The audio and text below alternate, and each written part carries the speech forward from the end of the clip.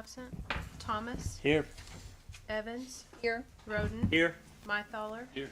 Ellis. Here. Ford. Here. We have a quorum, Mayor. All right, thank you. Tonight's invocation will be given by Councilor Thomas and the pledge of allegiance by Councilor Michael. Father, we're thankful again for the opportunity you've given us to come and discuss our community business, Lord. And I pray, Lord, especially for any decisions that need to be made tonight, that you just guide us by your wisdom and give us safety of travel as we head home this evening. We pray for all this through Christ's name. Amen. Amen. I pledge allegiance to the flag of the United States of America and to the republic for which it stands, one nation, under God, indivisible, with liberty and justice for all. Be seated. All right, approval of the agenda. Councilors may add items or delete any items at this time. I need a motion to approve as submitted or amended. Move Make we the approve the motion. agenda as submitted. Second. We got an approval by, actually, do it the fair way. We got an approval by Leslie and a second by Scott. All those in favor say aye. Aye. All opposed, same sign. All right, we've got an introduction of our special guest, and before he comes up there, that I've asked to be here tonight as well. We have John and Laura Koger, representing the Koger family on our airport thing that we're gonna be talking about here in a little bit. Jason, who represents obviously his district as a JP, but more so his activism in our community with the car show. He's gonna talk to us about that. And Doc Roberts, I see him back there. He's retired now.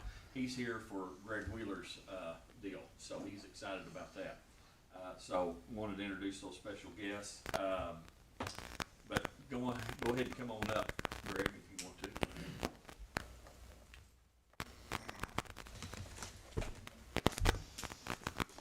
Hey, how are y'all? I'm tickled to be here tonight. Y'all don't know me. I'm Greg Wheeler. I was hired to be emergency manager as of the first of the year. I think I'm getting some stuff accomplished. I'm trying awful hard. Sometimes I feel like I'm spinning my wheels. But what brings me here tonight is there's a big event coming up. I don't know if y'all have heard about it.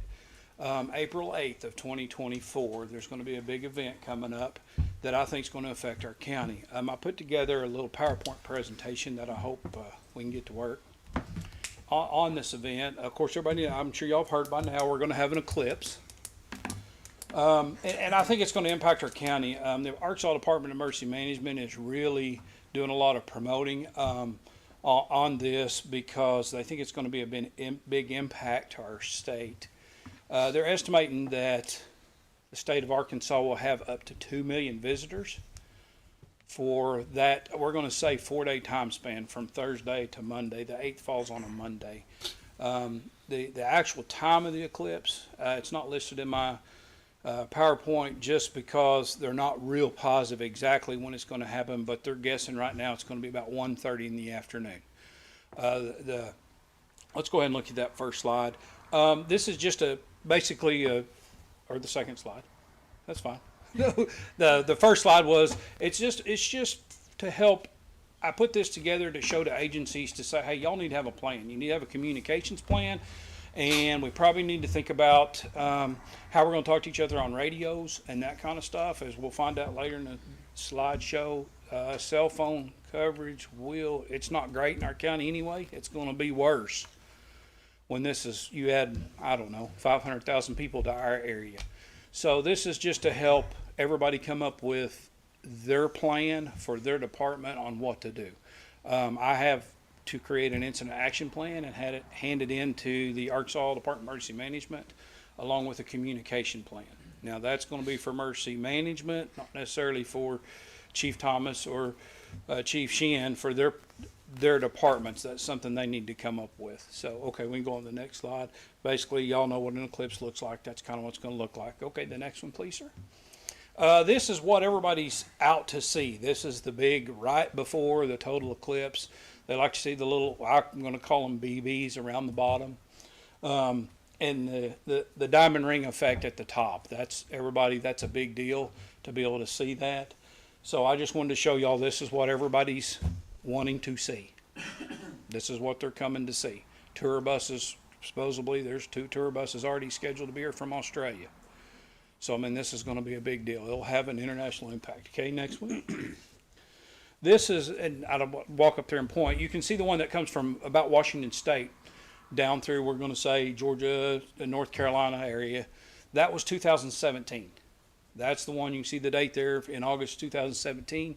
If you notice, the one that's labeled for April of 2024, it's wider. And so therefore they think the eclipse is going to last a whole lot longer and have a whole lot wider viewing area. Now, I don't know if you can really tell on that map. You can on later slide. It's basically from Texarkana to Jonesboro is where it's going to cross the state. So let's go on to the next one. A lot of the information that Adam's getting, Arkansas Department of Emergency Management, is from the communities from 2017 eclipse that experienced all these problems. And so I'm not going to sit here and read a PowerPoint line by line. I highlighted in yellow what I thought was important that I needed to talk to. Small communities, which that's what we are. We faced a logistical nightmare because of the number of tourists that would be here in our area. I think we're going to be a bedroom for that. I think people are going to come here, and when I say here, I don't mean necessarily Huntsville, Arkansas, Fayetteville, Springdale, Rogers. I think they're going to come here to stay because they can't find motels in Russellville, and they're going to try to travel to go see it. So I think that's where we're going to be impacted. And along with that, rural infrastructure is going to be a real problem. So we'll go on to the next one. Of course, there, just as I discussed, traffic was a major problem in 17. A lot of areas, if you think about especially our county, limited in ingress and egress is always an issue here. And most, I wanted to point out, most of the traffic problems started when it's over. Understand people be coming 3 and 4 days before to see this. And guess what happens at 3 o'clock in the afternoon on Monday, April 8th? It's over and everybody's ready to go home. So that's where I think our traffic is going to be an issue. And also, I mean, I drive Arkansas up there. They're encouraging if you get, the city gets phone calls or whatever to have them check I Drive Arkansas for road conditions and how traffic's flowing. Okay, we can go on to the next one. This is the actual map, excuse me, that's been produced. This is the actual total eclipse area. Now, the way I understand it, the blue line, which is just south of Russellville, is a little over 4-minute totality. Okay, the red line, which is, you see, goes through the very southern southeast part, southeast part of the county, is a 2-minute totality. So that's not to say Huntsville won't see totality, but it'll only be a very short time. So this is the target area where they think everybody's going to try to go. And so that's a map. There was a schedule they put out and had a bunch of times on it. It was confusing for me to read, so I kind of dropped it. I'm like, there's no need to put that in there. So let's move on to the next one. I'm going to try to be brief. Basically, same map, just a different underlay. Okay, next. Okay, these are some pictures from 17, from the 2017 eclipse, and of course it's not from our area, but if you see the Hopkinsville there, Kentucky, there were lots of festivals planned. There will be festivals planned. I don't know of any in our area right now. One thing later in the slides we'll find is let's encourage them to go to those festivals because they're not on the side of the road and they're not parked in somebody else's driveway. Let's get them to a festival. At least they're going to be still for a little while. And you can see the other traffic problems. The bottom right picture, which the next slide's a really good picture of that, a similar deal. That's people renting out their pastures. People are going to rent out their pastures just for people to come and what they call boondock camp. So this is what we can expect. Go on to the next one. This is a farmer that actually did it in Eugene, Oregon. You can see he charged $900 per day for 3 days, and he made $2.4 million over the 3-day span.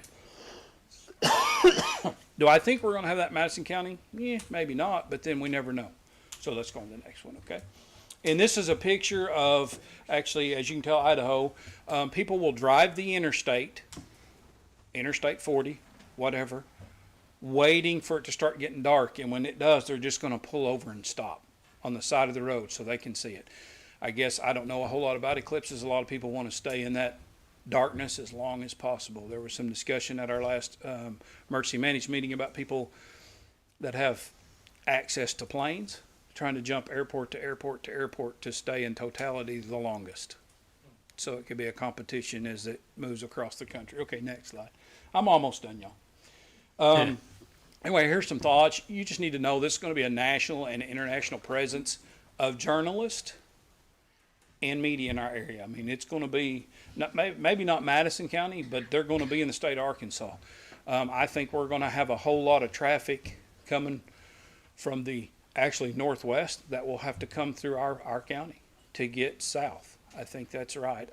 People will get lost. That's something that we've talked about a little bit in our emergency services meeting. That's, we can handle a car wreck. We can handle 2 car wrecks. What if 3 people are lost in the woods and there's 2 car wrecks at the same time? We're limited on resources. We are the natural state. People are going to want to come here. They're going to get out in the woods. They're going to want to see. They're going to look. They're going to get lost. They're going to get lost in the city of Huntsville. I mean, take somebody from, I don't know, Eugene, Oregon, and tell them to drive around the square at Huntsville. It's possible they can get lost with the one way this way and the one way that way. So, I mean, that's a possibility. People also run out of gas. I'm trying to encourage every department, agency in our county to make sure, I mean, from the school to the fire department, I've talked to Chief Thomas about it, let's make sure we've all got vehicles fueled up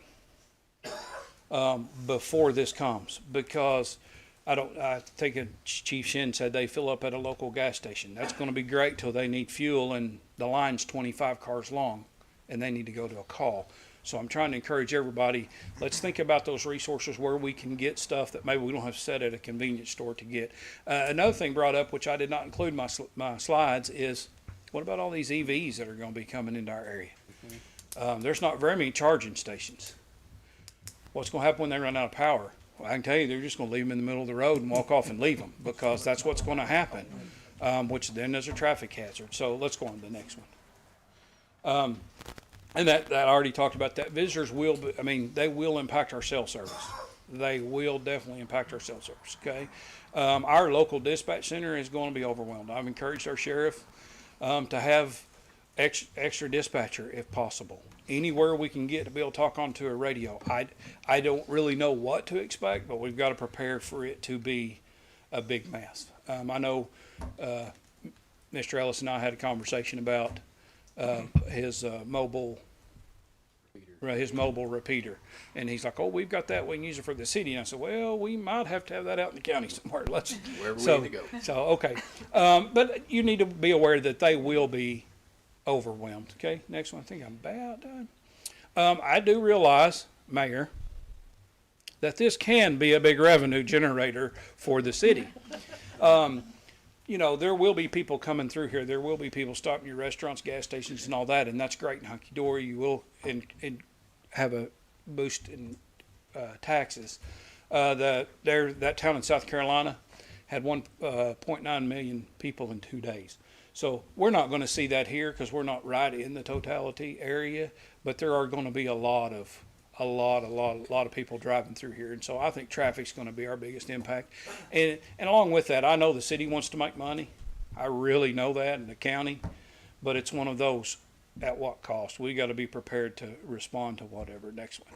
We're about done. Festival planners. The only thing is, if you hear anybody, I don't know if they call the city and say, "Hey, I'm going to plan a festival," or the county, I'm encouraging them to say, "Hey, get your resources early. Get your porta potties, get your food, get your water. Don't wait till the week before." We want them to go to festivals because they're still. So that's the only thing on that one. This is a picture from a movie, I'm sure. I don't know. It was just a neat little picture, and I thought, I sure hope 412 doesn't end up looking like that before we're done. No, that'll be somewhere down around Dardanelle, hopefully. So, next one. Okay, conclusion, and ready or not, here they come. Whether we're ready or not, they're going to be here. These are the things I thought were bullet points, really important to us, just for our county. Alternate traffic routes, we need to figure out 412's blocked, where we're going to send cars, 23's blocked, 74's blocked, whatever the case may be. Cell phone communications are going to be at a minimal. limited fuel supply and retail inventories. One thing that my counterpart in Franklin County has been telling everybody, which after I thought about it, I thought it's a really good scenario, is plan for a winter storm. This is going to be a winter storm. Everybody, it's going to come big snow. Everybody goes to the grocery store. You get a few extra groceries. Make sure your car's filled up. So that way you can stay at home for 2 or 3 days if you need to and have to. So that's actually a pretty good analogy. Emergency responders, I put extra staff on there. Might be good to have extra police on duty, city policemen.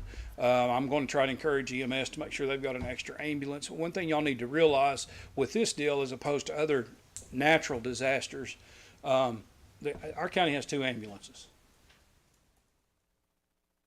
I do like the quietness after I said that. But anyway, this is not going to be an event where we can call Central EMS to send us an ambulance. We can't call Carroll County because they've got Eureka Springs to worry about. We can't call Franklin County, Newton County. They're all going to have their hands full too.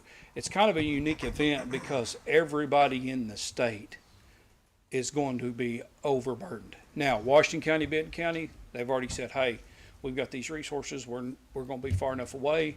We'll be glad to call us if we can get them there. So, but I want y'all to realize, I mean, you stop and think we have 1 traffic wreck with 2 cars. We're out of resources as far as medical transport. Greg, on Yes, sir. that, what about I've had conversations with the judge. I think that will we have a 3rd ambulance by that time frame? Do we think? I've heard some talk about it. I don't know that it's going to happen, but I've definitely heard some talk about it. So I'm hoping we'll 3, 4, or 5. Yes. That leads into the next thing, which was the neighboring counties. They're going to be strained on resources as well, especially the farther south you get and east you get. And then language barriers. You know, what are we going to do if a tour bus from Japan's here and it tips over? How are we going to talk to those people? That's just stuff to consider. So, and then of course my bottom thing is, Mayor, I know you're opposed to this because of the economic revenue, but rain is a good thing.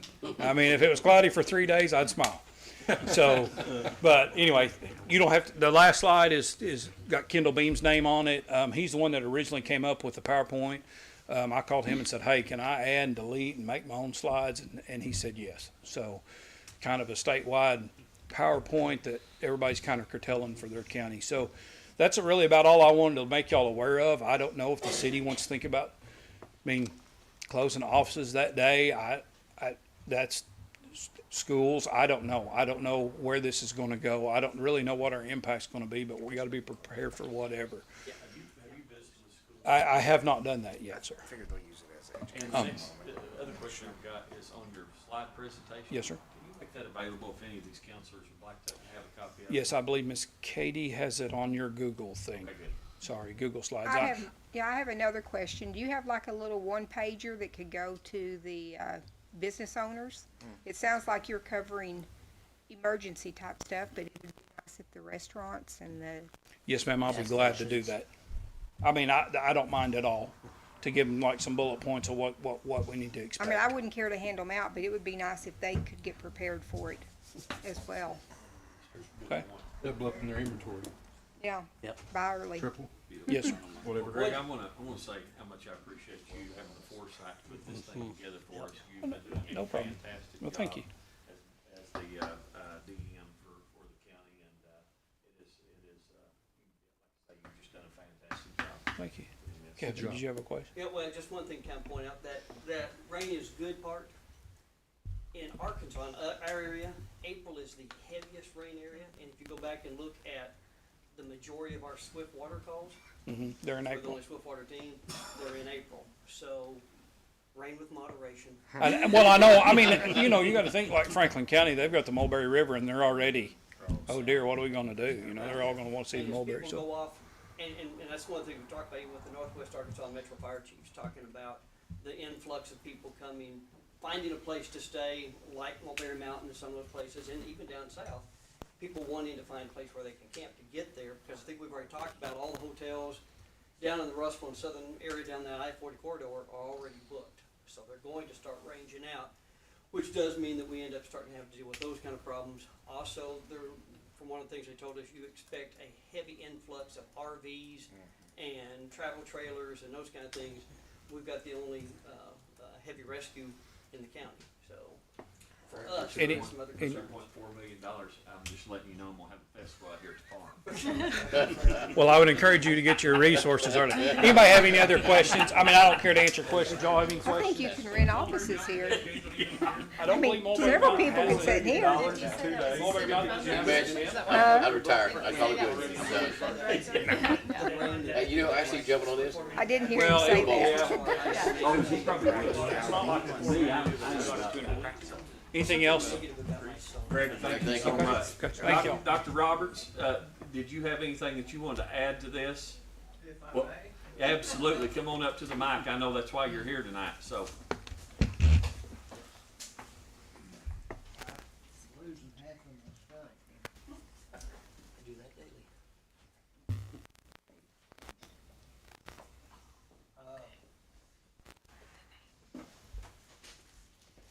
Greg pretty well laid on the line that this is going to be a major event.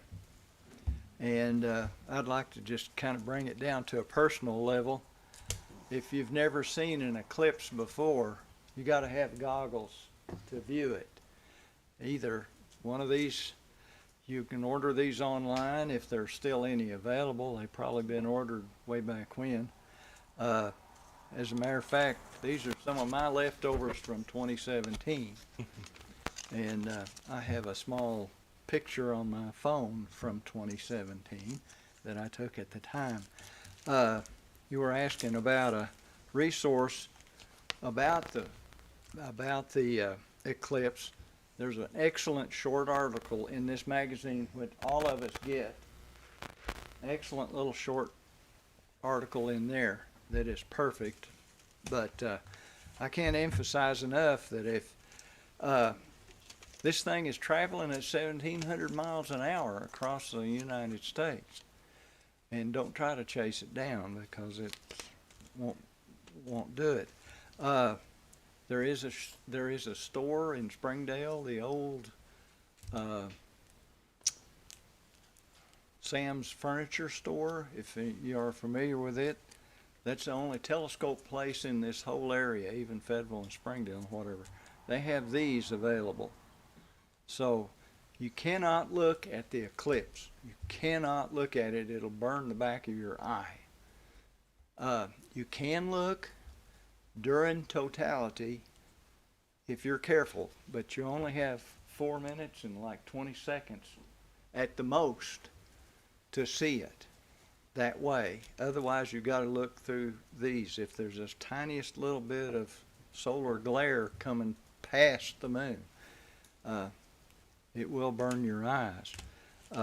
You can get into a lot of detail and percentages of cloud cover and all this kind of thing, but that's for the astronomers to worry about. But I had 2 or 3 other things in mind. Now I've blocked out, but I just can't emphasize enough.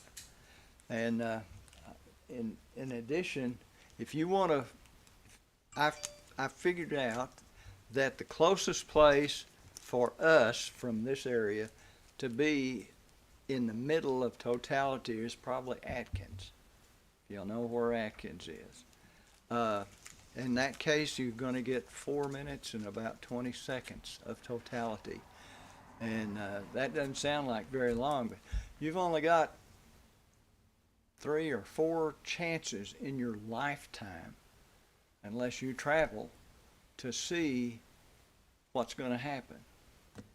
And it's important that you present yourself to that opportunity to do that. So there are other resources. This magazine's called Sky and Telescope if you want to get into more details and all that kind of thing. But if you want to go see it and you have to travel, do it a day or 2 ahead of time. We've got, there are 350 million people within a 2-day drive of this event. So it's going to be crowded. And like Greg said, everybody's gonna be moving at the same time when it's over with. The whole process takes about 2.5 hours. It'll start to dim, and then about 1:45 or so will be the point of totality, and that'll only give you a little over 4 minutes. So, be prepared. Thank you. Well, thank you, Doctor. Thanks, Doc. Appreciate it. Travis, can I add something real quick? Dr. Roberts, thank you for bringing that up about the safety. Angela Porterfield, the Madison County librarian, wrote a grant and received funding to purchase the solar glasses. You can stop by any of your libraries in the county, Huntsville, Kingston, or St. Paul, and pick up a pair. There's a partial eclipse this Saturday. Not quite not quite the dramatic event that's going to happen in April, but it is a partial eclipse. You can pick the glasses up now, and Steve Atwood, amateur astronomer, will have his solar telescope at the Kingston Library for anybody who wants to come. Eclipse, it's going to start about 10:23 on Saturday morning and last about 4 hours in its range. Thank you, Brandy.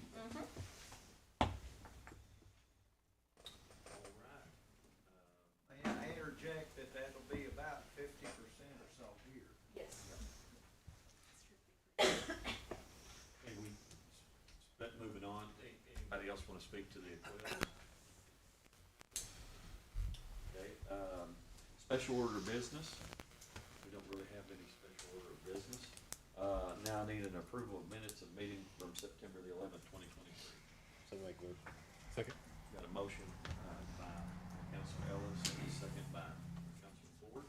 All those in favor say aye. Aye. All opposed, same sign. Okay, public comments section, we're to that. I wanna ask, give preferential treatment to, Jason Yates. I'd like for him during this point in time to come up and visit with us about the car show and how much of a success that was, and tell him how much we appreciate everything that he does for us. Especially on the Basham building, Jason, I wanna give you kudos on that too.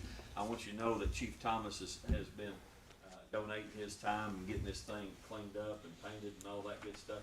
And I've seen Jason up here several times after hours helping Chief Thomas, so thank you so much for what you do. No problem. He's put in lots more time than I have, but I have been up here helping a little bit on it.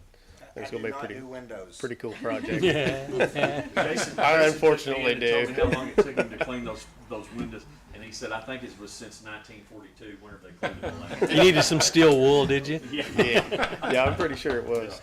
But president of the Classic Chrome Car Club, we do the car show every year. It was a real big success this year. Great weather. That plays a big part in car shows. We had 92 registered cars with our club cars and some cars that showed up late. I think we were around 112 here. Had to start blocking off some streets, taking over some of the city. but we had a great showing, had lots of spectators, lots of people spending money. We do our live auction there, had a really good auction. But I think it was a big success this year. We still have money coming in from some of the sponsors that have committed but hadn't got their money to us yet. So we don't have a total yet. But one thing we had the Paul Vanderpool built our little jail for us, and you could pay $5 to get somebody arrested, and they had to pay a $10 fine to get out. I think the mayor was in there and the police chief. I was in there 3 times. So. But anyway, that brought in like $755 just for that. So I've known that. I kept telling you back. pretty fun little project there. But Jason, anyway. tell us about who did it go to? A little boy named Cruz. I can't think of the last name at the moment, but McMurtry, yes.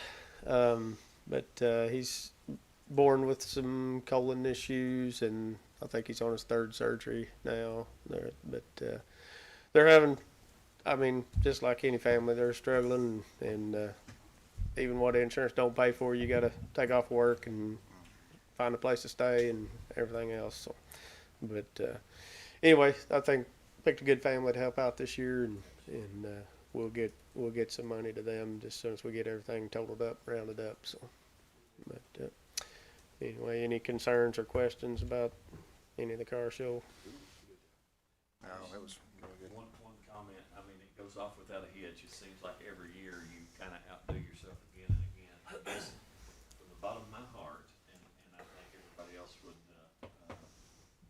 repeat this right along with me, you are the epitome of giving in our community. And for that, I certainly appreciate it.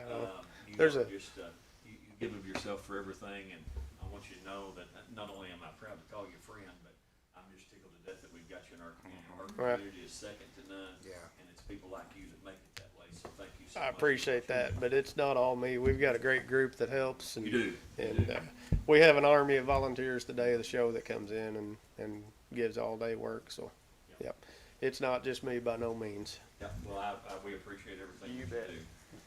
Good job. Thank you. All right, any more public comments? Hearing none, we'll move on to our city department reports. Chief, what do you got? Mayor, members of the council, we have my report. In addition to that, which is pretty straightforward, we've got a new report here that we're adjusting as we go forward on the SRO report. It came in this morning. We were looking for found some software that just wasn't working for us, so he just typed this out. You can see a little about what's been going on at the schools. I think it's important that the community sees what the SROs do, that they don't just stand around up there and talk, that there's a lot of things that goes on up there, and it's going to be documented. So we do have both those units up and running. They're going to be hopefully striped this week. Training for the SROs has kicked off. The lead SRO, Melton, he has been attending classes and will complete them, I believe, at the end of this month, at which point we will be sending the other SRO into the actual basic training academy, and then in addition to that, he'll be getting the specialized SRO training. So a lot going on there. Getting to do some good cross-training with them, getting to be in the schools a lot, which is good. I think it's always a positive thing. I will say it was a great event, like you were saying about the Cruising the Square. It is something to see a community. You know, everybody likes to bellyache about our community or you know, and how there's issues in it. Well, there's issues everywhere. But when you see people come together and give like they give for these families in need, I mean, when someone buys a pie for $400, they don't buy a pie for $400. They're giving that money. And a lot of the people will buy these things in the auction and then put them back on the trailer and have them auctioned off again. You see it all the time. So it's a positive event in many different ways, and it's a positive to see the good, genuine, decent people of our community that come together when somebody needs help. And I tell you, it does my heart good to see that kind of stuff. So, yeah, as far as the police department, that's a lot. We finally got the new officers equipped with all their equipment, their gear. That's a major expense. And again, like I said, a lot of different training has been kicked off. So do we have any questions? I like this SRO report. Yeah. Just so you know, We're s- guys, if you look at that, just quick math on that. Out of 21 possible days in September that they were there, we had 29 events that took place. So that's 1.4 events per day. Not mentioning the endless investigations and other things that we have done while this has been going on. So I'm really proud of the work that Officer Carr and Officer Melton are doing. Yeah, I think they're going to be a really good fit. We've had some really good feedback from the community. I think that the community's really pleased with we're a little green, but we're getting there. Yeah. So It's good to be able to build it like we want from the ground up. But I will say, you see safety audits on here. That's not just, I checked the door to see if the door was unlocked or locked or whatever. It's checking the windows and make sure they've got the proper locks on them. Chief Shin knows about a lot of this stuff. It's fire code. A lot of it is. A lot of it's common sense. And we're kind of reactivating the actual school safety team to where we all collaborate together, the city and the county and, you know, the fire, EMS, all of us in getting some better plans for the safety of the kids and the staff in the school systems. But I mean, the city of Huntsville just about doubles when the schools are here.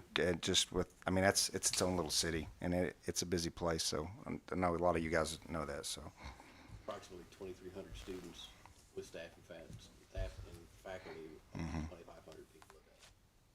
Yeah. It's added on top of most of it to the population, so.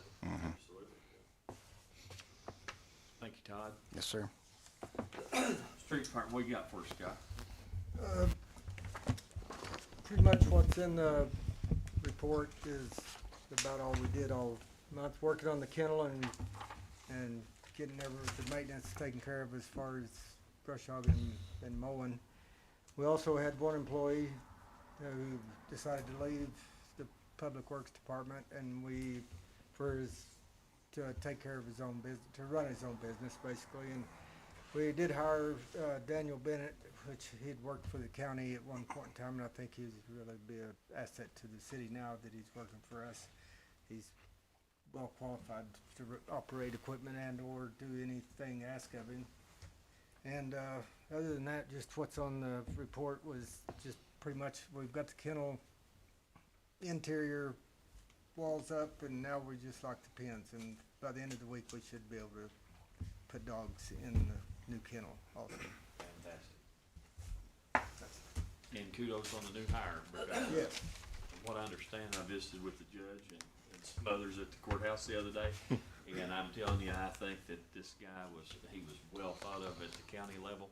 He had left and went to Washington County. He come back to us, put his application in, and we picked him up just as quick as we could because we think that he is going to be a fantastic asset to the Public Works Department. Water Department, what you got for us, Sean? I don't have anything in addition to my written report this time, Mayor. Chief Sheehan. Just a couple of things. One, before it came up, I called KME, or called Johns one more time. They've been trying to call, trying to email KME. They haven't returned their phone calls yet, so we still don't know if they've even got our chassis that they said we'd have October 5th. So we're going to continue to pursue that. We may be going to Louisiana. Do I get bail money from? I'm going with you. Okay, So, one of the things that kind of keep in mind, kind of following on what we used to talk about tomorrow is this is Fire Safety Month, and so Captain Shin Clark, I'm very proud of, is leading the fire safety. Remember the fire safety house that we raised money on? That presentation is tomorrow at the school. They'll be, I think, we're setting it up in, I don't know if it's setting up in the gym or in the one of the shelters, but they'll be they run all those kids through it. It's amazing.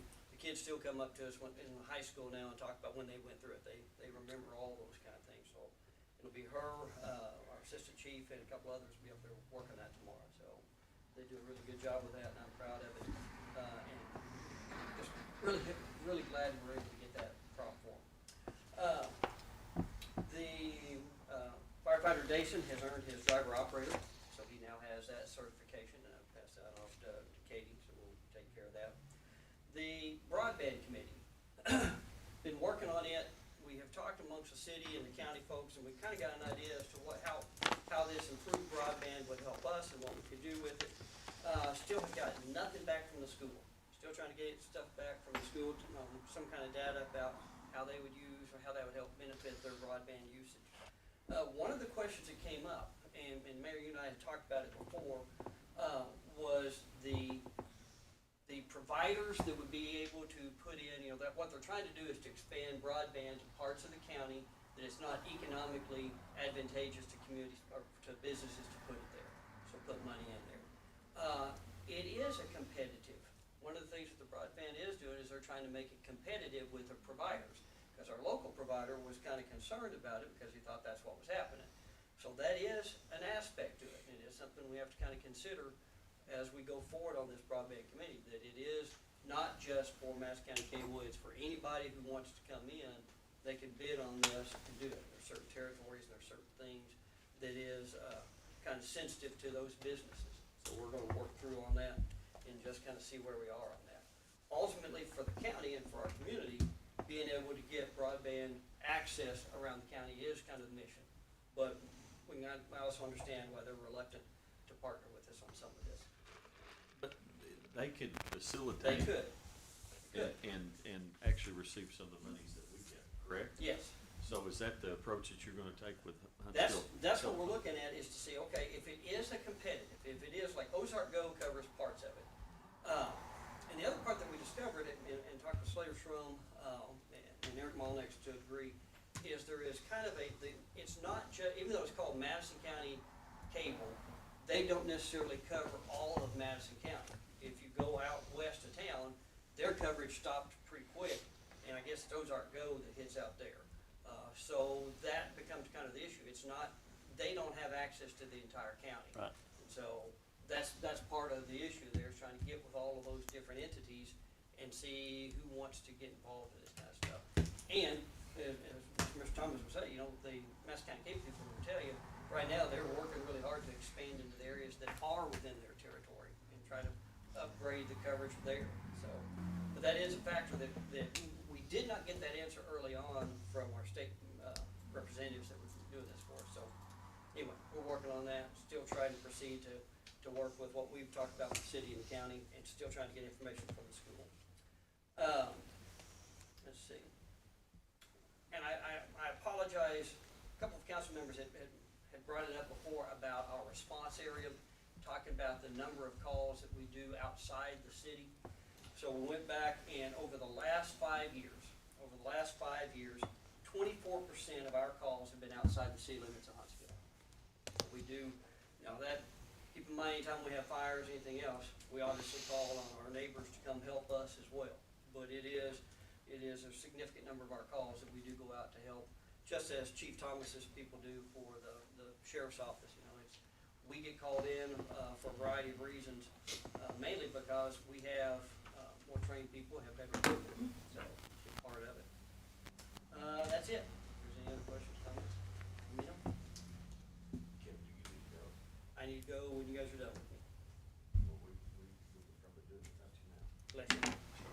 Good report. All right, my report, couple of quick hitters. We had, the event down at the park. Brandy, you done a fantastic job on, Hispanic Heritage Month, salsa deal that we had down here at the park. It was a lot of fun. There were a lot of people that attended that. It was quite the event. Our best cooked burgers and dogs for us and everything.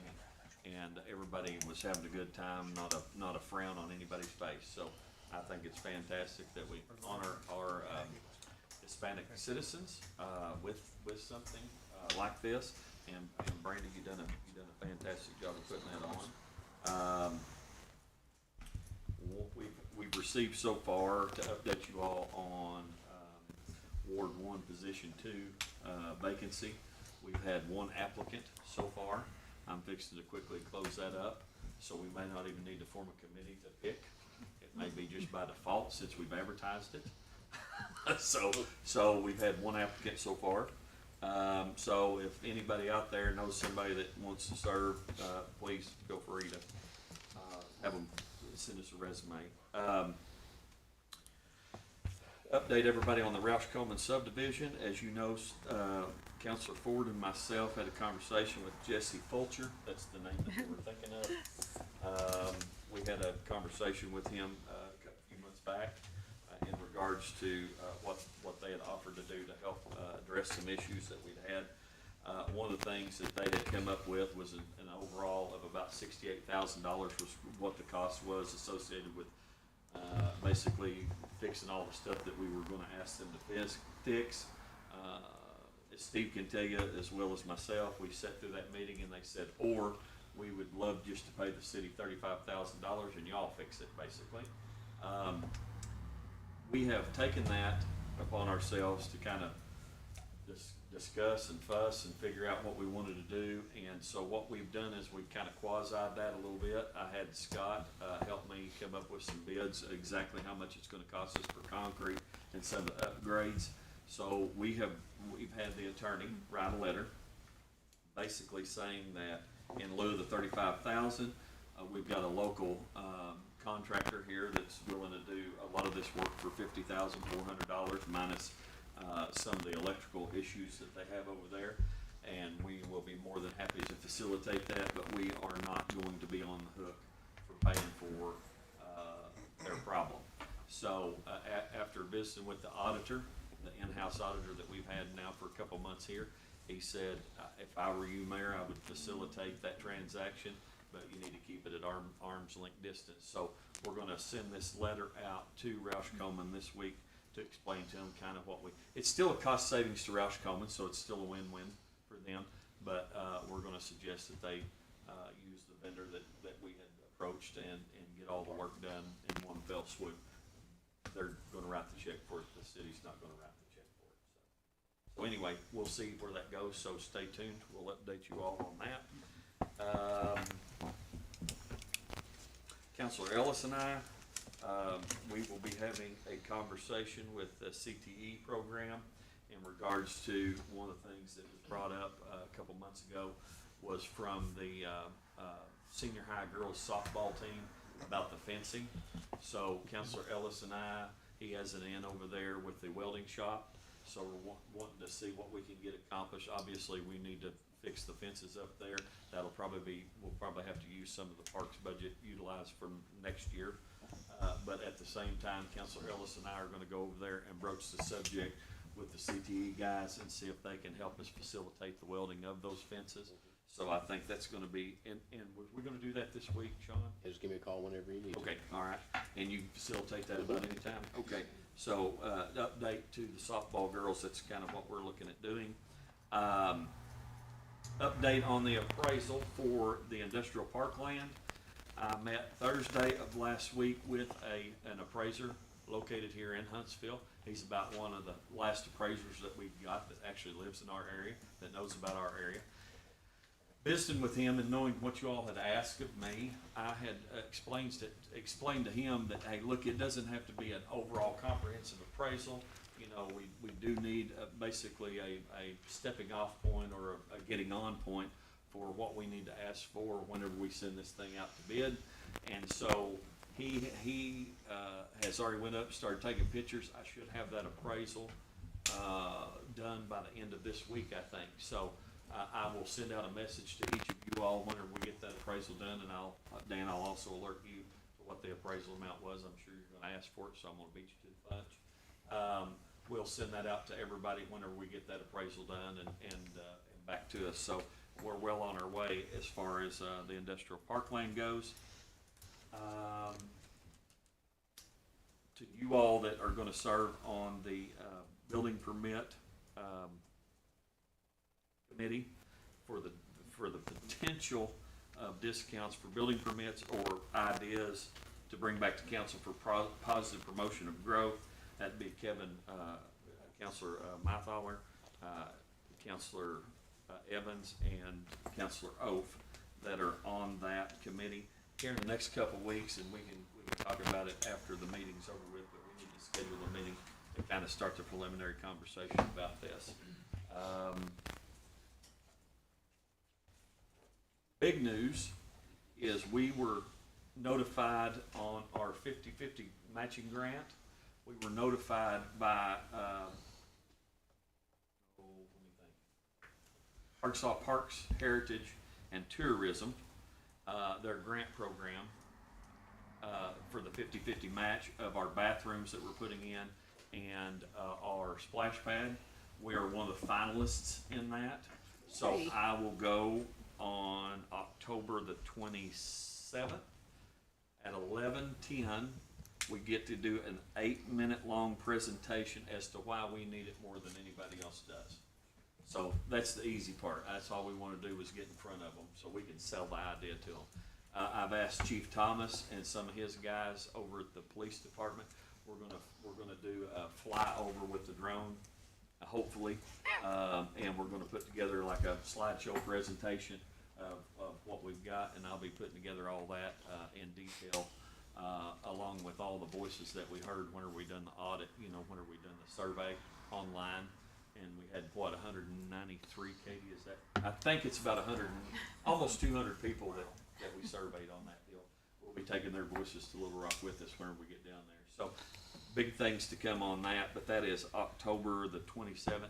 Brandy, do you know, is it about, we don't know right then that day, do we? It's usually, No, you won't know that day. it's usually December, I think, It is. whenever It's they tell December. us. Yeah. So say a prayer and wish us the best of luck there. That could be big for the city of Huntsville for sure. So I'm really excited about that actually. Just a real quick announcement here on this. I've talked to some of you council members and I'll tell the public now. We're going a different direction with animal control effective as of today. Public Works will be taking over a lot of those calls at this point in time. We just feel it's necessary to make some significant changes. We finally brought our program up into the 21st century by building a better facility to house animals. And like I said, we're just going to take a different direction with that. Sean Davis is also going to be helping us with that somewhat. Sean, I had visited with Katie today to let you know, since you're sitting here, we're still going to advertise a position for part-time help with that. But like I say, we need to step up our game whenever it comes to this and figure out what we're doing. We are on a good working relationship. We have a good working relationship with Paws and Claws.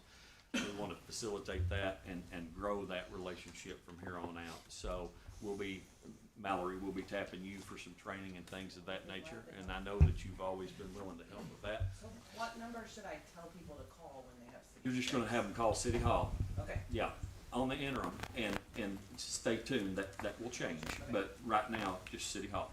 And I can tell you, all of our employees have stepped up. I visited with Katie, I said, we're gonna have some hiccups with this, I know, and the influx of calls that we may end up getting at City Hall, and Katie said, hey, look, I can handle it. Chief Thomas said, hey, whatever you need from me, Sean, Scott have all been the same way, hey, whatever we need to take it to a different level. So that's what we're going to do, make that announcement to y'all. The last thing I really need y'all to take some action on is the Basham building. Todd and I have discussed about what we think it's going to take. Whenever you start this, obviously it's a never-ending deal. You know, I mean, whenever you start it, we earmarked about $10,000. Y'all gave us approval on about $10,000 to do this, and this. We've done those things. This thing is starting to come to fruition. It's starting to look good. There's two major things, though, that I would like for y'all to approve for us tonight. And it's probably going to take us over budget, potentially $4,000 to $7,000 more dollars.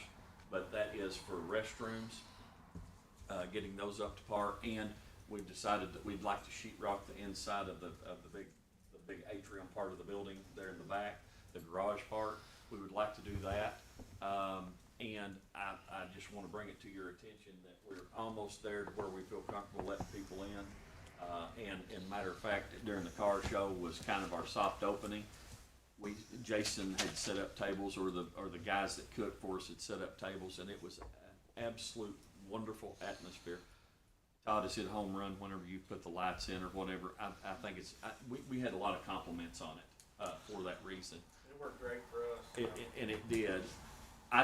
What I'd like to do is and I know we keep on in this, we've talked about it before, guys, it could become a money pit, it could do this.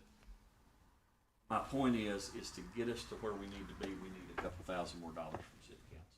Can I run over the budget super Yes, fast? yes, So we please. started with 10,000. Katie, please correct me if these are off the top of my head. The electric was $5,000. That's equipment, materials, and labor, obviously. We did add a few more lights, security lights to the back, and some more outlets to this lower side. So we're over $800 on that. So it's I just got the bill. It's $5,800. That gets all of the space usable at this point, with overhead lights and then, like I said, outlets and stuff. That's all up to code. The porch, we spent about $1,200 for metal for the frame. It was somewhere around there, right? Somewhere around $1,200. We spent $1,250 for paint for the exterior of the building. Some of what we can use inside. That leaves us around $2,500 left in the original $10,000 budget. When we had the meeting with the committee, the Basham, I guess, committee, you will, we said it was gonna be between $15,000 and $20,000. What was left is the 800 overage on electric, which can come out of that 2,500. But we still, to do the sheetrock and finish it and all that, is gonna be $2,100. And then the plumbing gives us 2 handicap accessible, ADA compliant, his and her bathrooms. It gives 2 bathrooms, his, her bathroom, whatever. And it's all ADA compliant, and that's all new fixtures, all new everything, all done to code. So that gets your plumbing, your sheetrock, your electrical. There's HVAC for the front part of the office, nothing for the back. And then, like I said, you know, all your light and stuff. If we want to get down that road, those windows can be handicapped for a little bit, or rehabbed a little bit for a while. But maybe next year we could put $2,500 in an account for some of the main windows in the main event room. So how much to get the rest of it in today, the sheetrock and the plumbing? So it's 59, 20, let me do my math. Better be close to 5 to 7. Oh, yeah, You talked about. It is. It's gonna be a little under It's either that. 5 or 7, come on. But, let's see, so, We do have the water tank also going. Yeah, oh, yes, Jason, to tell you all about that, we're trying to get it back to, basically, we have a picture from 1929, y'all have seen it, where there was an old Ford water tower on top of that building. Jason's, am I correct in saying, and I don't want to overstep, am I correct in saying that that's going to be donated? Yeah, I'm gonna pay for that. So Jason's going to help us with that. That's going to be an expense that we, and it will just really set the building up. We've got an awning that we're still looking at doing. We don't have that figured in that cost either, so. it's, I have some other people helping me on this tower doing something. Okay. On me, but I've got a painter and a welder, and Okay. we're all working together on that, so. it's $3,400, but you know, there's incidentals that you get into and all that. That's what's absolutely required to get just what we talked about finished. That doesn't include the windows or at some point a light concrete overlay. I have talked to a guy who's willing to donate the labor on that just to pay for the floor leveling stuff to go Hey, over it. in that figure that we figured out, did that include When we figured 15 to 20, it was everything I talked about today, including the floor overlay and all those, not all new windows. The front ones we're not going to replace, obviously, and then rehab the ones on the east wall, and then just replace the ones in the back that's been broken. So that is still under $20,000. It's actually about $17,000. Okay. That's with the awning, if the figures come in correct on the canvas. Jason, you had any luck with that? I haven't yet. Okay. Somebody just dumped that in my lap. I will admit that I did dump that off on Jason. Okay, what do we have left on, I know, we got enough to. We're doing well. Well, I would make a motion that you go ahead and approve him for another, 7,000, and that gets you there? That gets everything except for the concrete, possibly the concrete overlay, but that might be able to be negotiated also. But Okay. again, the guy's volunteering his crew to come do this, so. Because I think the bathrooms are probably a necessity if you're gonna Yes. use it for the event in November that you're talking about. Yes, November the 11th, and I meant to say that. We actually had talked about having a soft opening with the farmer's market on November 11th. Jason's already superseded that. I mean, he's already done that. Good deal. I kinda just opened the door. He opened the door. And the guys, I'm gonna tell you with this, the compliments that we have received have far outweighed the controversy that we've had in the past with this thing. I mean, people are like, oh my gosh, I love this. The lighting that Chief Thomas had picked out is perfect in the setting that it's in. So it's one of those things that, you know, we had one formal offer, and I talked to Steve a little bit about this. I think I've talked to Guy about this some too, but we've had one formal offer. I kind of want to wait and see where this thing goes, so we're just going to kind of suspend all offers from here on out. I mean, offers are not going to, you can't sit, we don't govern ourselves with offers. We have to send it out for bid and make sure everything's legal and all that. So these offers that we're getting, we're just going to kind of hold off and as of right now, maybe reevaluate this thing after the first of the year or whatever, see where we're at, see what we get done. I think we'll know a lot more about, all of this will be done except the floors and the windows. That'll all be finished before the 11th. So it really will be, it'll be some of it finished painted, the sheetrock will be done, the bathrooms will be finished. You gotta do a ribbon cut. You have a motion and a second. I've got a motion by Guy and a second by Sean. Any discussion on this? All those in favor say aye. Aye. Mr. Mayor, I think we need to do a roll call since it's financial. Okay, all right. We'll do a roll call. Scott, thank you for that. Counselor Thomas? Yes. Evans? Yes. Roden? Yes. Myfaller? Yes. Ellis? Yes. Ford? Yes. So, Todd, you got 17,000 instead of 10 now. Okay, you'll see it all in the audit, but again, these guys have helped out tremendous. Scott, I did leave you out a while ago. The Public Works Department being there on the ground has been fantastic.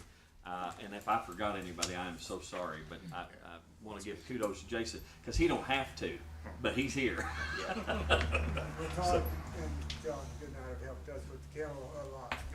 I'm so glad that you said that. No. So John, and I want to give a special, with the kennel especially, every time I go over and check the progress, John is over there climbing around like a spider monkey. I mean, it's absolutely amazing. He and Todd give up some of their time to go over there and help us with that so we can save money. You know what John has charged this city? I bought him dinner the other day. That's all it's cost us so far. That is phenomenal. So if you get a chance, you see John Goodnight out somewhere, buy him dinner or pat him on the back and tell him job well done. He'll argue with you for 30 minutes. Just ignore that, pat him on the back and move on. So, but he has been a blessing. I'm glad you brought that up, Scott. Thank you. All right, so that's been approved. That is it. Any questions of me?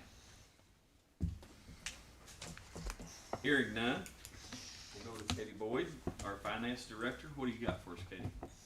The only thing, we talked about park, budget. I think we're going to squeak by on what's left in the park fund for the rest of the year, so That's it's good very news. close. That's good news. Yeah. And otherwise, I don't really have anything to add. Good numbers. Yes, the revenue is looking very good. Good job. Budget-wise. One thing that I failed to mention, I'll just kind of brief everybody on my side of it, is we did have a conversation with the Fair Board about eventually, or maybe potentially taking that over up there.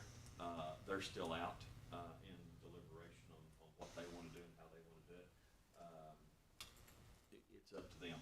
So I'll just leave it at that. So I just want to tell everybody that I did follow through and have that conversation with them. You've been supplied for economic development. No, nothing in addition. Okay. And animal control,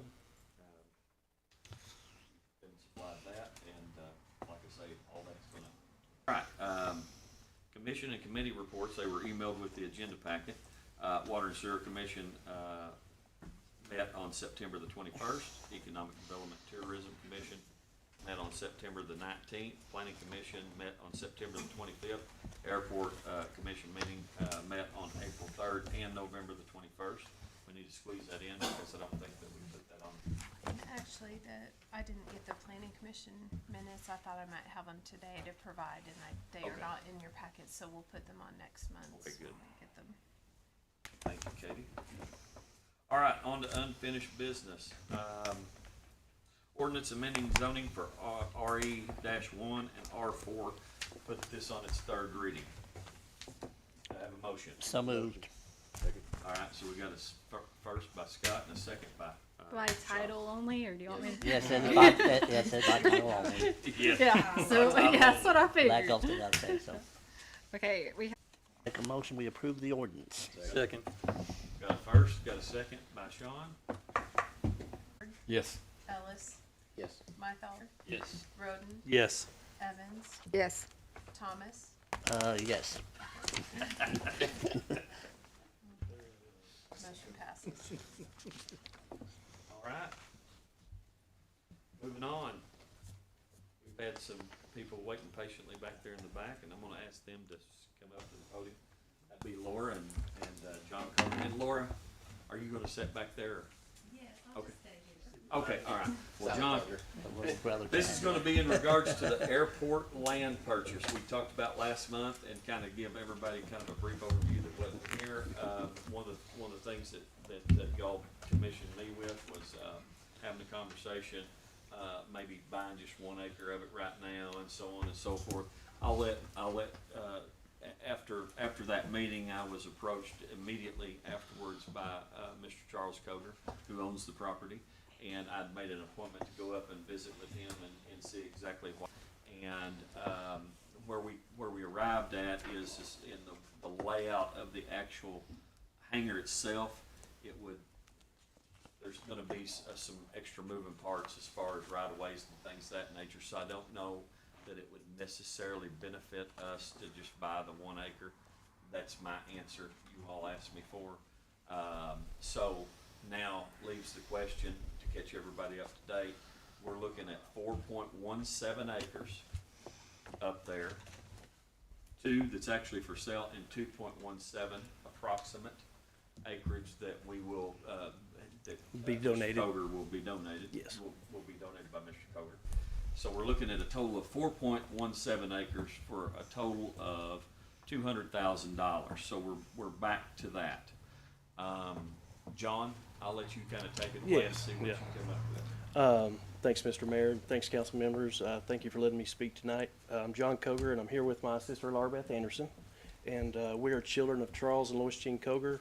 We're here tonight to discuss the 3 I guess it's be 5 real estate lots that my parents would like to either sell or donate to the city. 4 of the lots are at the airport, 2 being for sale, 2 will be donated. And 1 is at the ball fields, the 2.7 acre lot by the ball fields. Starting with the 2 airport lots for sale, I'd like to bring forward a proposal for the city to purchase the 2 1 acre lots together. Basically, we would like to see it as one contract for both lots. One can be paid for in 2024 if that works, and the other in 2025. After the lots are in the city's name, a grant could then be applied for out of Little Rock to build the first of 4 hangar buildings. And each of these buildings will house 6 individual hangars for 6 airplanes. Going along with the 2 1 acre lots, my parents would like to donate the little over the, 2.17 acres, right, land that sits behind these lots that we're discussing tonight. Let's see, this additional land would be needed to get all the hangars built, to figure out all the ingress, egress, all of that stuff, the dirt work. I bring up, and I want to address some concerns that you might have, some of your citizens might have. 3 I'm thinking of. First is the price on these lots. I know it's high. I want to address this by saying that there's a very high demand for airport lots and everywhere. We actually closed, for mom and dad, I closed 3 similar lots at the end of last month to a couple of different LLCs, a couple of different buyers, and they brought $150,000 per lot. So the value of these 2 lots that we're discussing tonight for $100,000 each is no doubt there. I actually have a buyer for those lots. Probably could get more, but Dad wants to see it go to the city, and I'll get into that more reasons why here in just a minute. So also on the topic of however you want to look at it, price, value, money, however you want to look at it, while the city would be coming up with the funds to purchase the 2 lots, this is really a loan. It's a loan from the city of Huntsville to the Airport Commission. And occupied, the Airport Commission will be paying the $200,000 back in full to the city of Huntsville. Here's a real rough calculation of how the payments will be made and when the city would be made whole again. Basically, my dad's contact in Little Rock said if we can get something to him, they can probably get it approved this November for the first grant for $500,000 to build the first hangar. So 2024, say the hangar is being built, and it's, by the end of 24, I would think it would be rented out. The Airport Commission, now this is not the 24 existing hangars, nothing to do with those that the city owns, but the rent collected will be $14,400 off that 1 hangar building that houses 6 planes. Okay, that's $200 per, to get the $1,200 per month, times 12 months, 14,400. Now, it's my understanding, I think rent will actually be $250. So we have figured in that $50 does need to go for utilities, insurance, maintenance, and those things. So, but of the 14,400 for that first year, that should be net. Yeah, what it all equals out to be is about $1,200 a month on this first Yes, hanger. yes, yeah, That would come back to us for repayment of the loan. yeah. And I want to correct one thing, Okay. John. One of the things that we've talked about is if we decide to go down this road, and this is what it's y'all's flavor. I mean, whatever y'all would like to do. But if we do, Katie and I have discussed as far as the finances go, we would probably maybe move some money. Obviously, start talking to some banks about where we can find the cheapest interest rate, which interest rates are high right now. But to solidify a much cheaper interest rate, we would probably put up about a $200,000 CD for the airport to actually borrow the money. We're just backing the loan. That would do is to see to fruition what John is proposing on the $1,200 on the first hanger, Right. $2,400 on the second, $3,600 on the third, and $4,800 on the fourth hanger. Yes. So go ahead, John. So 2024, the city should be making the 14.4. We should be able to get another grant for the building the second hangar. Once those are built, rented out, you're looking at 28.8 now. And then 2025, it goes to 43.2. 2026, 57.6. Now there is another grant out there that Dad can get for $300,000 just for dirt work, but you can't get it the same year as you do the 500. So it might have to go hanger, dirt, hanger, or put the dirt right before the final one being built. But basically, so I don't have all the dates, but if I've got it written out pretty good here, because you just don't know about construction. For sure, got to get the grants at a certain time and everything. But I think that the airport commission can pay the $200,000 back to the city in full by around 2028 to 2030. Okay, so that was one concern. The second possible concern would be, so if the city does get the grants, or if the city does pay for the lots, can we for sure get the grants? No one wants to just have raw land stuck up there we can't build hangars on. Each year, the state of Arkansas collects about $13 million in funds from the airplane fuel tax. This money has to go back to airports.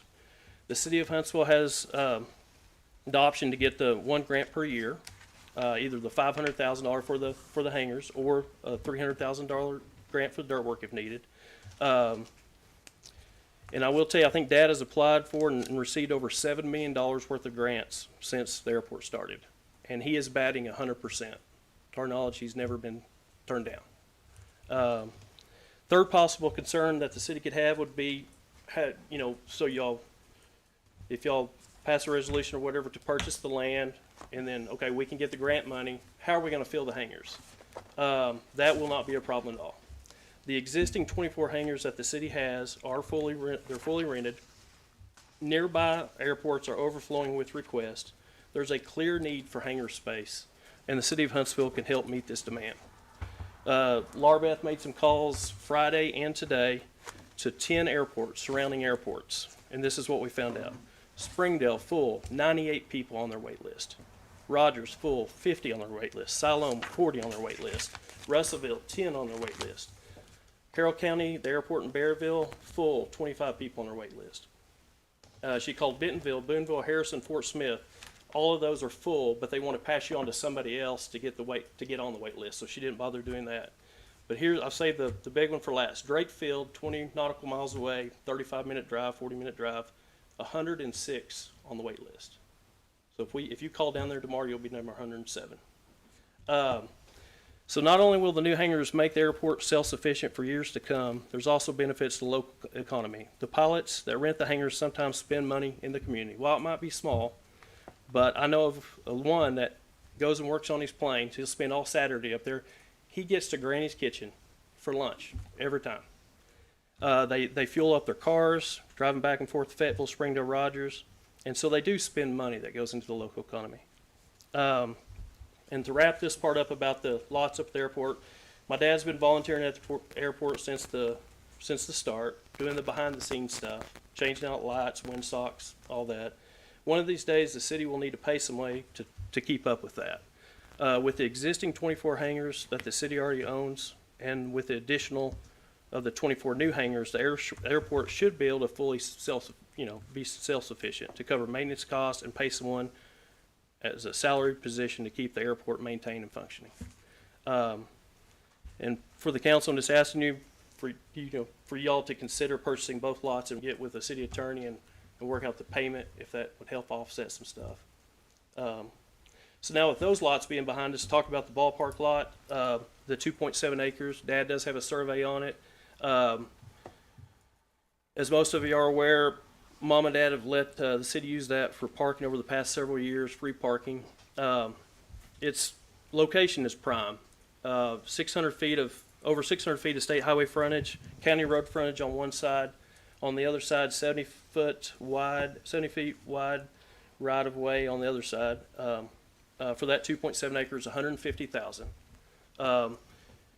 It's something, if the council would like to move forward on it, that's great. I think we have some time to wait as well. If y'all want to do like an option, first option thing, they do want to sell it. Their intention is to sell it, but they do want y'all to have it. I mean, it just makes sense being right across the ball fields. Hey, John, quick Yeah. question. On those lots, one of the council members had asked me the other day, and I think this is a good question. Do you care, of course, what we're gonna talk about right now is the airport land. Okay. The actual airport lots. Yeah. But do you care to find out, because after speaking with your dad briefly the other day, he said, look, I don't need the money right now. Interested in, say, that $150,000, that we're looking for Mitchison Park for future expansion on Yes. parking and all that. Would he be interested in maybe doing some potentially owner finance on that to where we pay him as he needs to be paid, or? I can definitely ask, yeah, definitely. Yeah. He just brought it up in conversation, and one of the council members had asked me to maybe find out, so You bet. I'll find out from you right now in the public. And figure out kind of what the terms would be. But they do want y'all to have it. It just makes sense. And I know that price is steep too. It's been compared to some land out by the bypass, but there's nothing up by that park. And I've been doing real estate 22 years. There's buyers for it. I know there are. I had Katie reach out, same gentleman that your dad deals with in Little Rock. Katie has very good rapport with him as well, and had him email us the other day. So I want to tell you, give you an overview of what the email actually said. Even though there's a huge demand for hangars, the thing that I will say is that's not typically, I mean, it sounds as though this money is not going to be available maybe in the future for hangars. It's kind of how I read into it. But right now it is available. There is a demand for it, and John's absolutely correct in saying what he said. But typically what they like to see is the dirt work aspect of it, the extension of runways and things and infrastructure for the actual airport itself. And as John alluded to, and one of the things that Katie and I had sat down one day and tried to figure out, 5-year and done deal as far as our payback goes. We're going to throw in the fact that we may not get money for a hangar 1 year. We're going to throw in the fact that we're going to need $300,000 for infrastructure upgrades to help us build out these lots for what we need to do as far as the hangars. You're looking at more like an 8 to 10 year payback on our money instead of a 5 to 6 year payback on the money. So I want to make sure that you all understand the aspect of that. Do I think, and you are correct, John, I think your dad has always 100% always got every grant that we've asked for. And kudos to him, and we appreciate his consultation with those down in Little Rock. He's got good rapport with them, obviously. And so we'll still utilize those things whether we buy these or not. But, and he's told me as such. So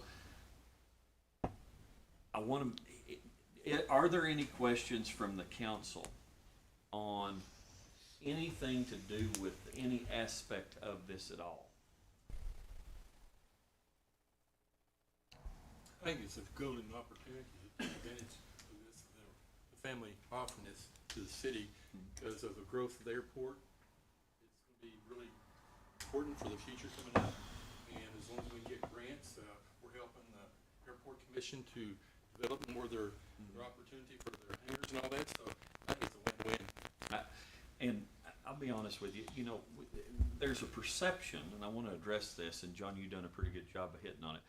there is a perception, and I worked over at the city of Fayetteville for lots of years and actually got to be a little bit in charge of the Drake Field whenever it went kind of defunct there for a while. And the thing that I'll say is this. 10,000 feet above it, in layman's terms, you know, not everybody owns an airplane. But almost every one of us here have flown or been to an airport. The one thing that I'll say that Charles Coger has done a fantastic job of, and I give him absolute credit to this, he is all about the success of that airport in Huntsville, Arkansas. And he sees the future, he sees what it could potentially be, and I think that that's why he wants us to have this for a cheaper rate. I'll parlay that in with this. I took, since I had the, not surveyor, but the appraiser here the other day, I went ahead and drove him up and showed him the lots up there at the airport.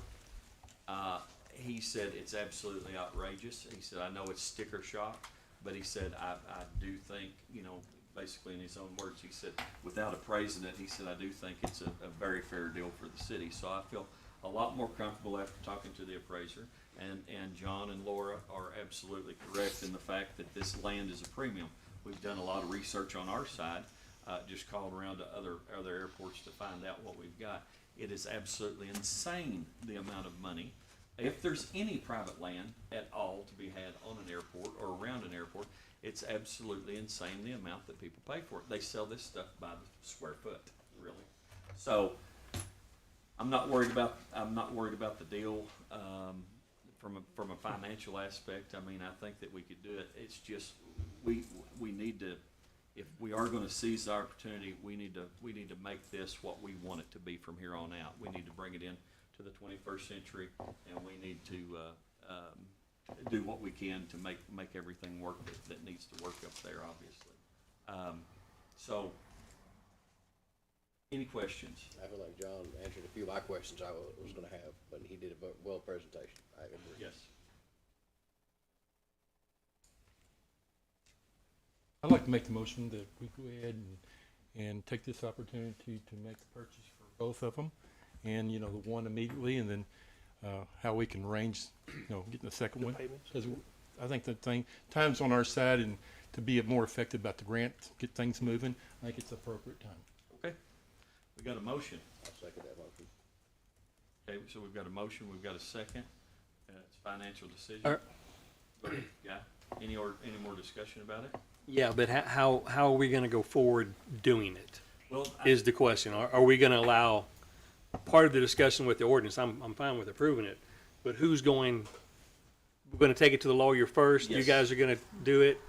What I anticipate if we approve this, John and I will go back and forth on the contractual obligation from both sides of this. It's got to be good for the city. It's got to be good for the private side of it too. We will hash out what the agreement is and what it looks like. I think at that point in time, we'll probably email it to every one of you just to put 6 or 7 extra eyes on it, so we're not missing anything or whatever. It's a process. I would like to, if we do this tonight, I'd like to at least start in December to propagate the actual land to us. At that point in time, after the contract's done, we take the contract to a bank, or we start soliciting banks at that point in time. I'll enlist Katie's help with doing that. She has good rapport with all the banks around here as well. We'll start shopping around for the cheapest interest once the contract's hashed out. And then at that point in time, I guess if y'all approve this tonight, we'll just keep you updated via email. I guess it's the way to do it. Well, I guess that's what my concern is. Are we going to have to take this from the full council again, or are you going to form an approving committee to do this? So I think the contract I think we've already discussed this. We already know the terms, and we know the timelines to make some of this work. That I hope with my motion that we can expedite this and get the ball rolling and get, you know, you're going to work on the finance parts. Yep. We know it's there. Is there a grant process this year? Yes, I know my dad told me that, who was the gentleman's name, Laura, do you remember in Little Rock?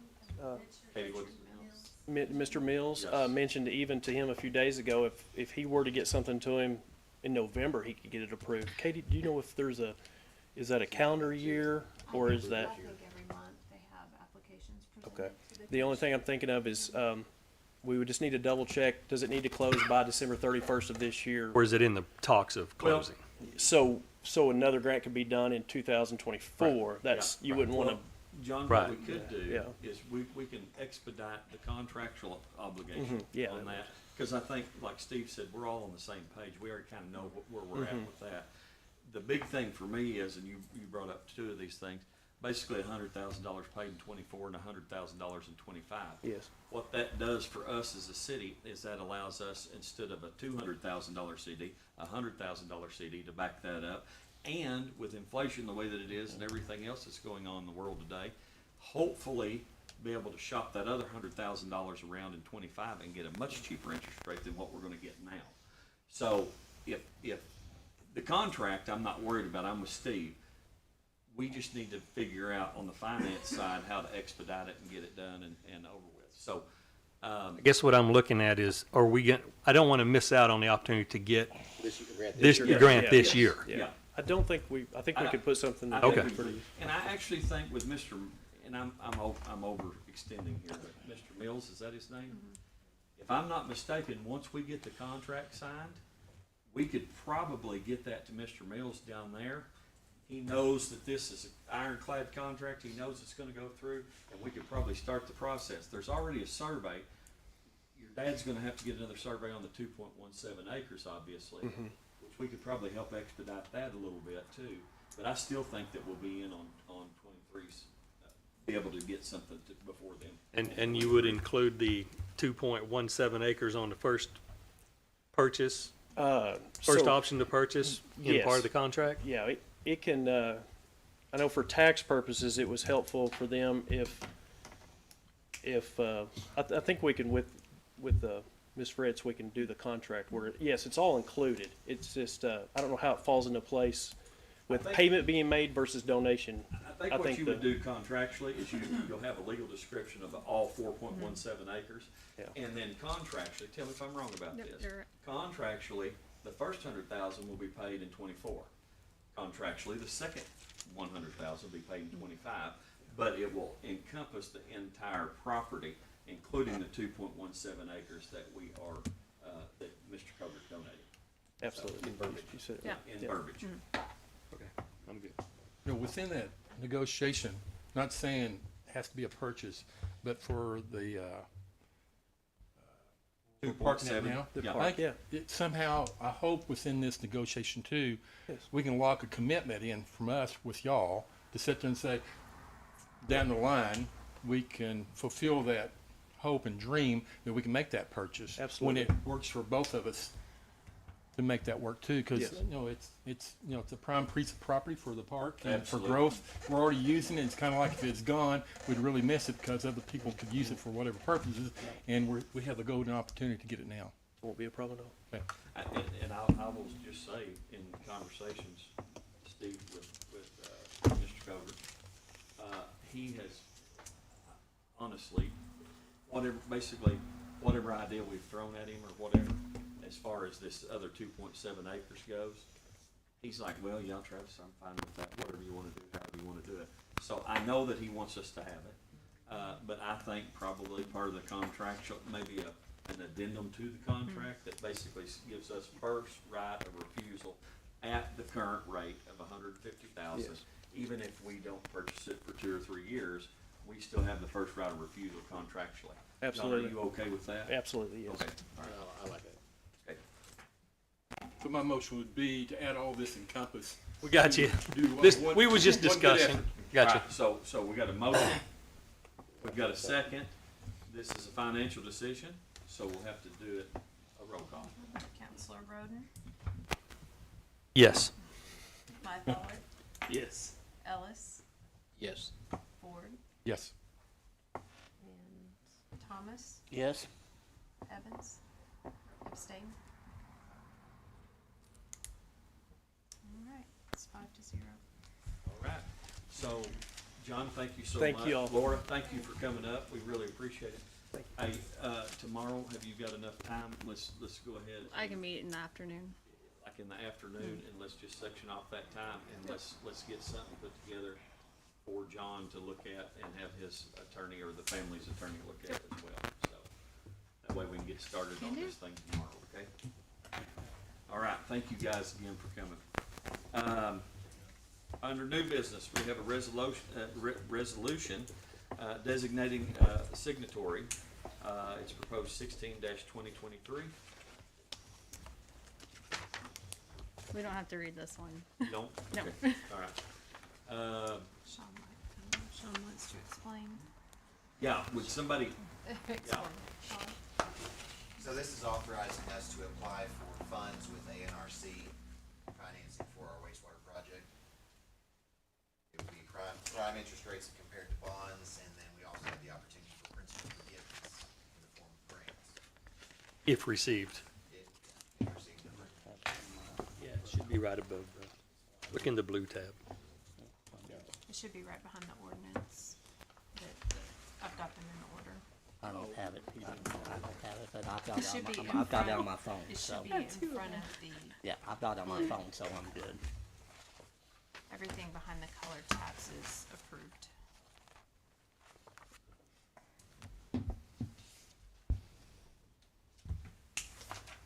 give everybody a minute to get there and look at it. This could go a long way if we do get the funds for the anything from them. There's a chance to get the waste. We're taking all angles to try to get reduction of any overhead costs for the sewer plant upgrade. This is one of those methods that we could use. If they give it to us, we can hopefully get some of the debt forgiven. Fantastic. So that's one of the things we're trying to do. Is everybody read over it? Yep, I move we approve the resolution. Got a motion to approve the resolution? Second. Got a second by Stephen Ford. All those in favor say aye. Aye. All opposed, same sign. Okay? Resolution approved. Under new business, ordinance fixing water and sewer rates, proposed 2023-6. If you would. Well, we got to Yeah. put that on first reading first, Yeah. and I make a motion, we Oh, yes. put it on Yeah. first Make a reading. motion. Second. Got a second? Okay. All those in favor say aye. Aye. All opposed, same sign. Go ahead, Jessica. Okay, we have ordinance number proposed 2023-6, an ordinance fixing rates for water and sewer services rendered by the water and sewer system of the city of Huntsville. Whereas the city of Huntsville, Arkansas, hereinafter called the city, owns and operates water and sewer facilities, hereinafter called the system, and Madison County Regional is increasing the cost of providing water, and the city will need to pass the increase on to the customer. And the city needs to make improvements to the wastewater treatment facility to meet state regulations, and the city needs to expand the wastewater treatment facility to prepare for expected population growth.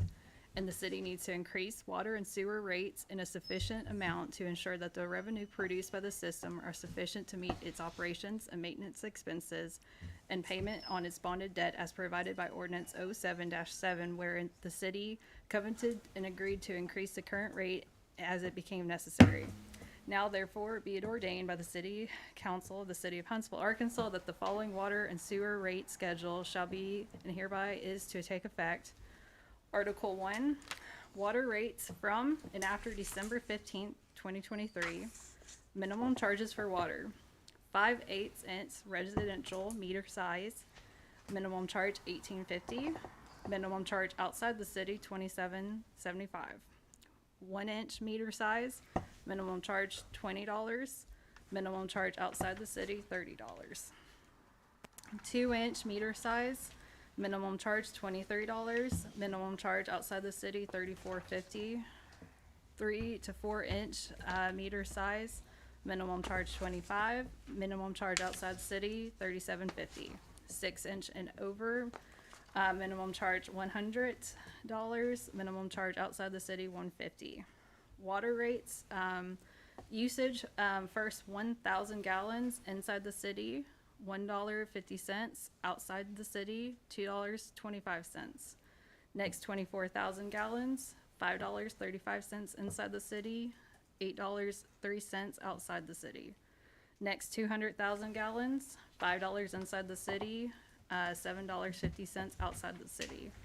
All over 295,000 gallons, $4.25 inside the city, $6.38 outside the city.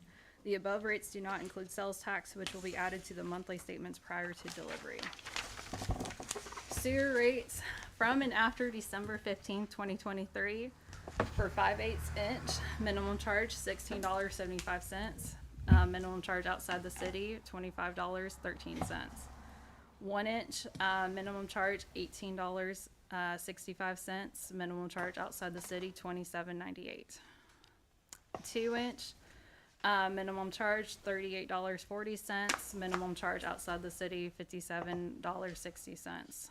3 to 4 inches, minimum charge $50. Minimum charge outside the city, $75. 6 inch and over, $100 minimum charge. Minimum charge outside the city is $150. Sewer rates, usage, first 2,000 gallons, $3. Outside the city, $4.50. Next 2,000 gallons inside the city, $6.46. Outside of the city, $9.69. Next 96,000 gallons inside city, $5.26. Outside the city, $7.89. All over 100,000 gallons, $4.34 inside and $6.51 inside or outside of the city. Water rates from and after December 15th, 2024.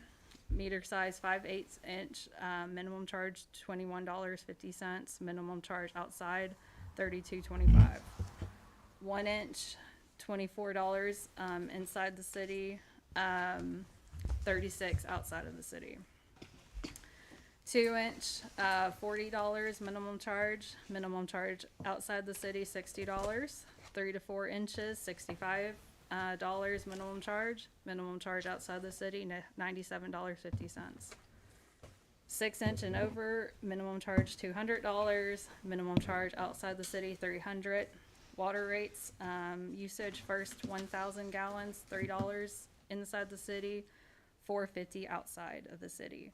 Next 94,000 gallons is $6.18 inside the city, outside the city $9.27. Next 200,000 gallons, $6 inside the city, $9 outside of the city. All over 295,000 gallons, $5.10 inside the city, $7.65 outside of the city. The above rates do not include sales tax, which would be added to all monthly statements prior to delivery. Okay, taking a break for a second. You want me to take over? Yeah, maybe. Okay, sewer rates from and after December 15th, 2024. 5/8 inch residential, minimum charge $20.25. Minimum charge outside the city, $30.38. 1 inch, minimum charge $24.05. Minimum charge outside the city, $36.08. 2 inch, minimum charge $63.55. Minimum charge outside the city, $95.33. 3 to 4 inches, minimum charge $75. Minimum charge outside the city, $112.50. 6 inch and over, minimum charge $200. Minimum charge outside the city, $300. Sewer rates, usage first 2,000 gallons inside city, 685 cents. Outside of the city, $10.28. Next 2,000 gallons, $8.25. Outside the city, $12.38. Next 96,000 gallons, $8.25 inside the city, $12.38 outside of the city. All over 100,000 gallons, $5.95 inside the city, $8.93 outside of the city. Water rates from and after December 15th, 2025. 5/8 inch residential, minimum charge $22.75. Minimum charge outside the city, $34.13. 1 inch, minimum charge $29, minimum charge outside the city $43.50. 2 inch, $55 minimum charge, $82.50 minimum charge outside of the city. 3 to 4 inches, $75 minimum charge outside the city, $112.50. 6 inch and over, $300 minimum charge outside the city, $450. Water rates usage, first 1,000 gallons, inside the city, $5, outside the city, $7.50. Next, 94,000 gallons, inside the city, $6.20, outside the city, $9.30. Next, 200,000 gallons, $6.20 inside the city, outside the city, $930. All over 295 gallons, inside the city, 528, outside the city, 792. The above rates do not include sales tax, which would be added to all monthly statements prior to delivery. Sewer rates from and after December 15th, 2025.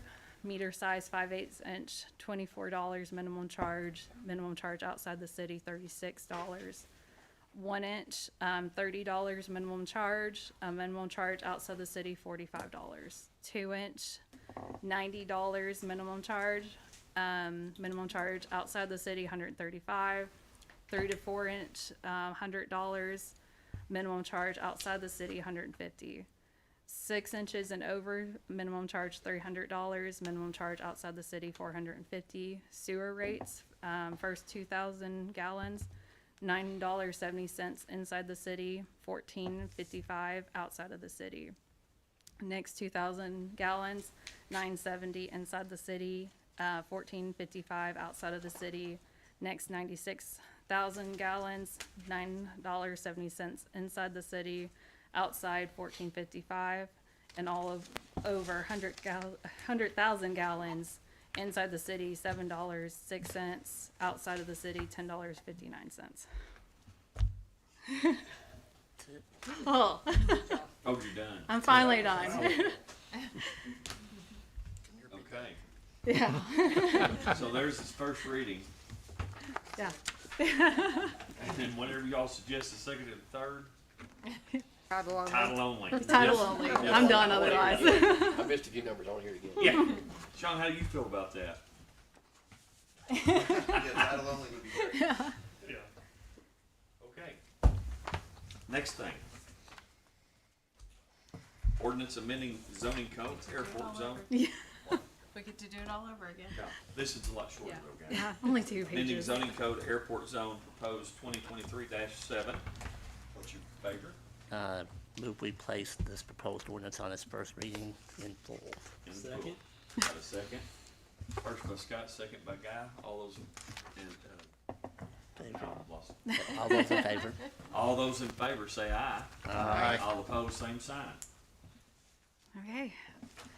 Ordinance number proposed 2023-7, an ordinance adding airport district to the zoning code of the city of Huntsville, Arkansas. Whereas the Huntsville Planning Commission has recommended changes to the Huntsville Municipal Code, and as a result of the foregoing and other matters, the City Council of Huntsville, Arkansas has determined that the code should be amended. Now therefore it be ordained by the City Council of the City of Huntsville, Arkansas, Section 1, Title 14, Chapter 1404 zoning ordinance is hereby amended to add the following base zoning district, A-P Airport. Description and intent. This district is intended for application to those areas of the city which are used for as an airport, and to provide open spaces to protect natural areas, floodplains, and water courses, and to provide single-family residences. Permitted uses, drainage basins, single-family residence, airport hangars with apartments, airport hangars, accessory buildings, and uses. A site plan review may be necessary if requested by the Planning Commission. Conditional uses, parks and rec area, public uses and semi-public uses, similar uses deemed to be consistent with the basic intent of this district and which are equal to or less intense than uses permitted in this district shall be approved by the Planning Commission. A site plan review by the Planning Commission is necessary for conditional uses. Lot dimension, minimum area, half an acre, minimum width at building line, 100 feet, minimum front setback, 40 feet, minimum side setback, 20 feet, street side, 30 feet, minimum rear setback, 25 feet. Parking requirements, 2 off-street parking spaces shall be required for the hangar. Height, width, and area regulations. Building height is subject to FFA guidelines. All structures are to be placed no closer than 384 feet from the center line of the main runway. Accessory buildings shall be set back a minimum of 5 feet from the side or rear lot lines.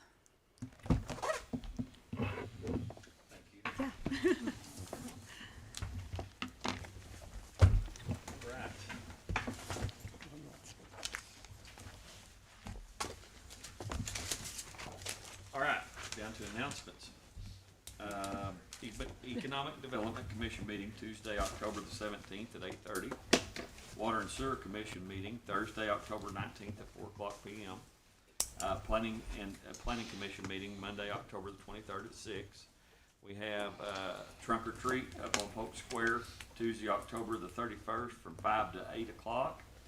Huntsville Holiday Market, the one event that we were talking about using the Basham Building, was Saturday, November the 11th, 2023 from 10 a.m. to 2 p.m.